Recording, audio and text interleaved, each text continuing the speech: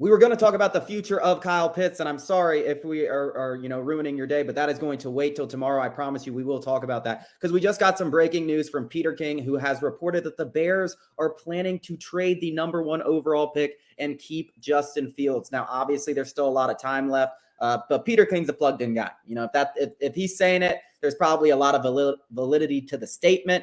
But hope, I mean, when you're talking about, we just talked about it earlier in the show, like, 1, 2, 3 is probably going QB, QB, QB. Well, now the Falcons have a chance to be 1.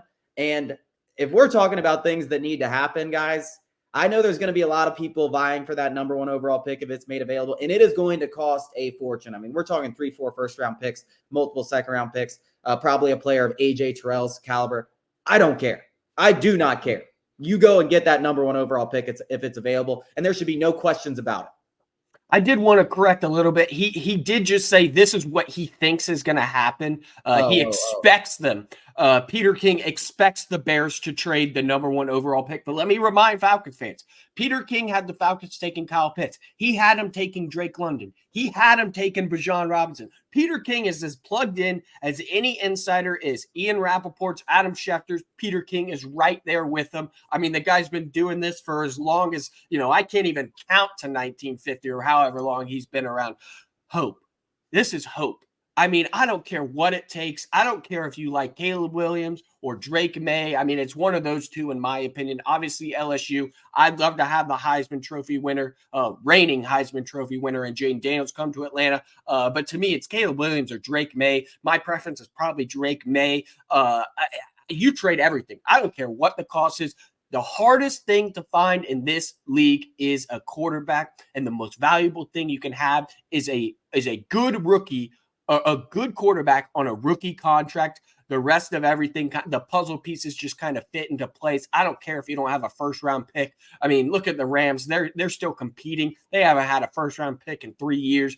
Don't have one for another couple years. I mean, if you do your job well, the Falcons still have plenty of money to spend in free agency. Right now, it's like 37 or somewhere around there, 35, and that can go over 40. You cut Taylor Heineke, Mike Hughes, a couple other guys. I mean, you're sitting pretty. Golly, this is the best news I've had outside of Arthur Smith being fired. This is just great news. Great news.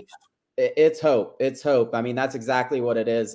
You do have to think that, there's obviously the potential that the Bears are just trying to move back to maybe 2 or 3 and let one of those guys scoot up because they want Marvin Harrison. But then again, that still opens up the possibility of the Cardinals at 4 because they're probably going to trade out of that pick because they're keeping Kyler Murray. So you got a chance to get one of these top 3 guys here. It doesn't matter how it works out. And like we said, that's hope. And we were just literally talking to start this show about how it's probably going to go QB, and the Falcons are going to be out of luck. Now there is a window here that if the Bears keep Justin Fields, they have a chance to trade up in some form or fashion to get one of these top 3 guys, and that has to be the goal. And like you said, I mean, this is a QB roster away without even adding a bunch of draft picks from competing for at least a playoff spot and potentially even more than that.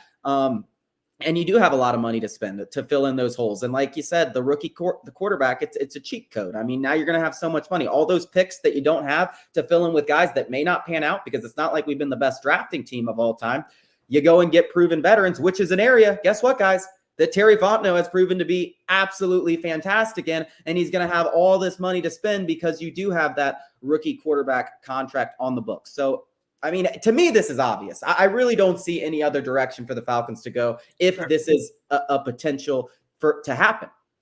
I mean, there's nothing. I mean, the free agent market is about as slim pickings as it's been in a very long time. Kirk Cousins, Russell Wilson, Ryan Tannehill, those are like the 3 guys. They're all 35. They're all pretty not sexy guys. Baker Mayfield, but I don't really care. I mean, it's like, come on, guys. Yeah, what do we do? The only true option where it's like this could work out in the long term is Justin Fields, and even that is not super inspiring. Justin Fields isn't available in this scenario. He's staying in Chicago. I'm just saying, in general, talk about the entire landscape. It's one of those 3 guys or bust for me. It's that simple. Well, especially if Fields isn't available because as we talked about in the last segment, he's option 4. And I think he would be the right option 4. And then it's free agent market, whatever you want to do.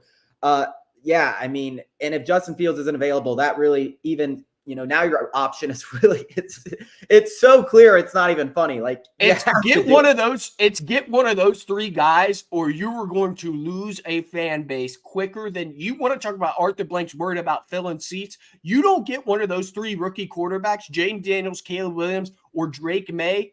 Sundays are going to be empty in Mercedes-Benz. After sucking for 3 straight seasons and not taking a shot on anybody. Woo. I don't even care if the guy sucks, man. He might I pick don't think anybody does. I don't think anybody cares. At least you took a chance. Like, take a damn chance. That's what we've been asking, and you haven't done it for 3 years. You got to do it this year. Or like you said, the fan base is going to riot. I'm going to be rioting on here every day for 3 months.